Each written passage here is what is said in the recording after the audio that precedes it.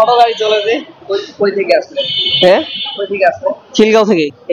খিলগাঁও থেকে রোদের মধ্যে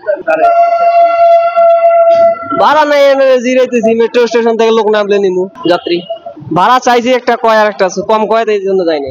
গ্রামের বাড়ি কুড়িগ্রাম। হ্যাঁ, পরিবারে বাবা নাই, মা আছে, ভাই আছে, বোন আছে। বাসার থেকে ঈদে গেছি, ঈদের রোজা ঈদের আগে গেছি, ঈদের পরে আবার এই 3-4 দিন হয়ে চলে গেছি। কেমন ভাড়া হয় না। গরিব মানুষ কি করবো, টাকা পয়সা নেই যে অটো কিনে নেবো, এখানে তো ভাড়া হয় না। এই যে অটো গাড়ি চলে, অটো গাড়ির জন্য আমরা বাংলাদেশ কেউ উঠতে চাই না। ও তো 600-800 টাকা এরকম মরে, 700-800 টাকা সারা।